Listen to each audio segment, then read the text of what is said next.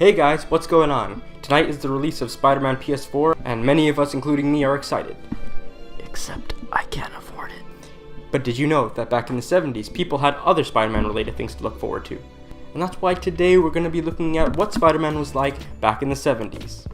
Let's go take a look. After starring in Sound of Music, Nicholas Hammond took on the role of our friendly neighborhood Spider-Man. As far as casting goes for back then, I think it would have been a pretty solid choice, but it definitely was not executed well in the slightest. Most live-action shows are pretty loosely based off of the comics, but this show, just like Shazam and ISIS, had almost nothing to do with them. The only things that they got right was that Peter Parker is a nerdy science kid who goes to college, works for J. Jonah Jameson at the Daily Bugle, lives with his Aunt May, and is, of course, Spider-Man. A very confused Spider-Man, but Spider-Man nonetheless. As Peter Parker, he needs the condensers for my new transmitter. Sounds pretty nerdy, right? Well, you don't have to be a nerd to know how much the item is that you ordered. It's COD, $46.20. Pay the man. Oh, I don't think I have that much on me. I mean, it's not like he's a few bucks short of delivery charges or something. Oh, wait, Dave, lend me $30, would you? He's $30 short. So after that, he casually gets bitten by a spider, almost gets crushed in an alleyway, but doesn't, because apparently his spider sense must have kicked in, even though it never does for the rest of the episode. And then when he needs to provide proof that Spider-Man is real, he somehow whips up a costume and takes a bunch of pictures within an hour or so. Anyway, let's just skip through the rest of the episode. Here we have Spider-Man taking a very long time to save the guy being mind-controlled, who should jump off if that's the case. And Spider-Man for some reason climbs up from the other side, goes on the roof, climbs down, and instead of bringing him straight through the window, he climbs back up on the roof. Yep, this isn't the worst of it. This is.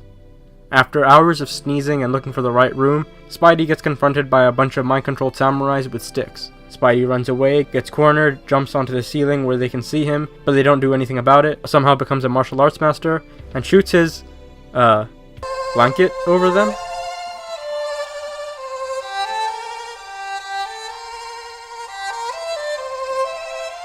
Then he proceeds to the roof where they somehow show up before he does, but I guess that's because maybe he got confused again, like the showrunners. All in all, the show wasn't just subjectively bad, it was objectively bad. I mean, even Stan Lee himself expressed a strong dislike for it. Spider-Man TV series I was very unhappy with, because very often people will take a novel, let's say, and bring it to the screen. They do a movie adaptation, and they will leave out the one element, the one quality that made the novel a bestseller.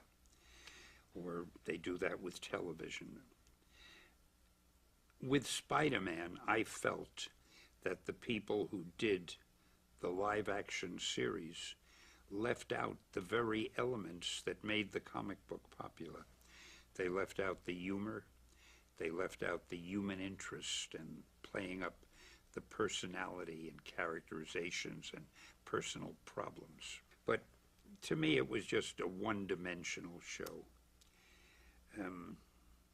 So I was disappointed in it, and it didn't do well. It didn't last very long. Anyways guys, thanks for watching. If you like this video, please leave a like. If you want to see more videos that fill all your pop culture needs, consider subscribing. Comment down below which Spider-Man is your favorite, and I will see you soon.